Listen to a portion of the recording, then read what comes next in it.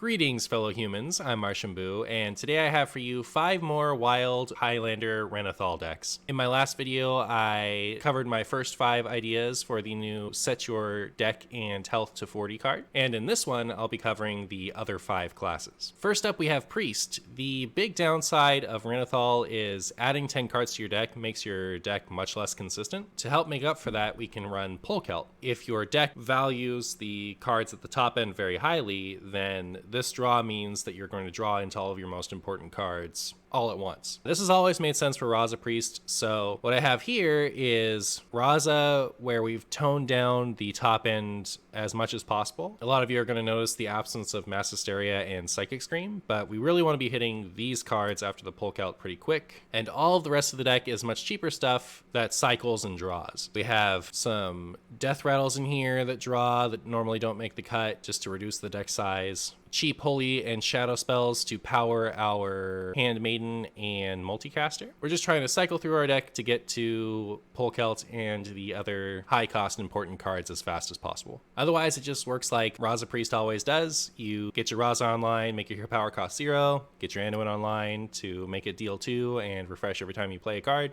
and ping your opponent into oblivion. Next up, Demon Hunter. Demon Hunter is always a challenge in Wild. I leaned into the Polkelt idea again here. So we have Polkelt puts Xylag and Skull and Reno and Kurtrus on the top, but the rest of the deck is supposed to play like tempo. So we have all the early drops that we used to see in Odd Demon Hunter and just some medium stuff to bridge the gap between the beginning of the game and hopefully your Polkelt. If you wanted to play a 40 card deck that was a little bit less greedy, this is a bit of an in-between. Next up we have Shaman. I actually thought of this one yesterday, it just felt so obvious I didn't really feel like building it.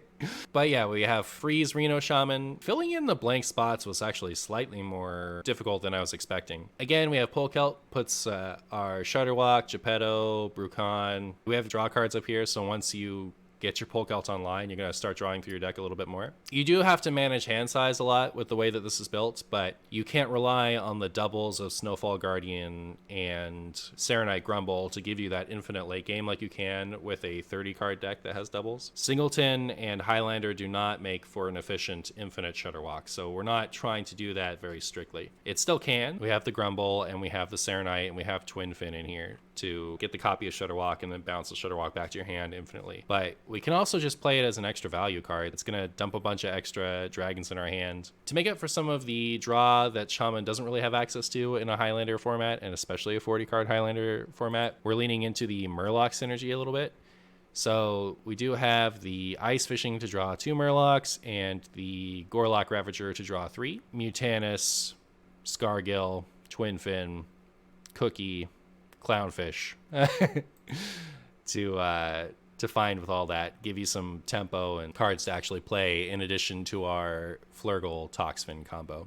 Obviously, this is going to be less consistent than a normal free Shaman list, but if you wanted to try it with the extra 10 health to help you against like Pirate Rogue and stuff like that, it felt a lot better than a lot of the other 40 health Highlander options. Next up we have Hunter. Hunter is another challenge with Highlander, which is weird considering it has one of the best class-specific Highlander cards. But it does have access to the Hunter questline. And since 40-card decks and Highlander decks both have an inherent consistency issue, leaning into the consistency of a questline helps make up for that. So we run the questline and just everything we can that synergizes with it. So even if we draw weird, we're still having the questline active at a reasonable time. 40 cards was tough, so we did have a few potentially awkward inclusions. Flanking Strike and even like Dragonbane Shot aren't that great, but the extra health and the Highlander help make up for that a bit. We also have a secret package to fill out some of those remaining slots. So we have the Spring the Trap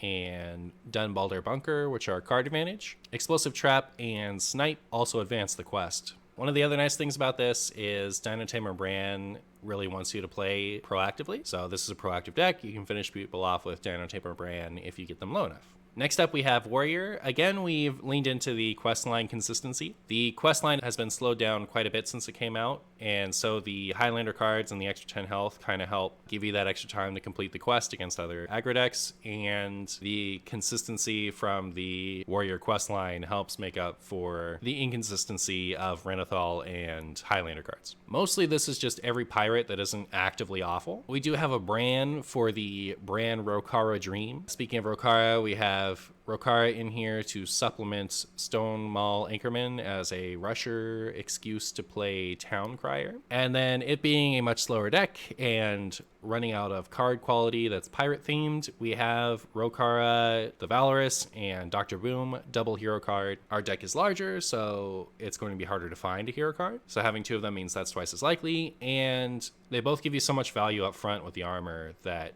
running them both at the same time has never felt like an issue to me. So yeah, this is like a mid-rangey questline pirate warrior deck. Of these decks, I would say that the Shaman and the Priest are the most serious, but they were all really fun to play for me. If you wanted to see some ideas for the other classes, you can check out my last video. Let me know in the comments what you thought of these decks, what you'd like to see played with a new card. Remember to like and subscribe for more Martian videos, and thank you so much for watching.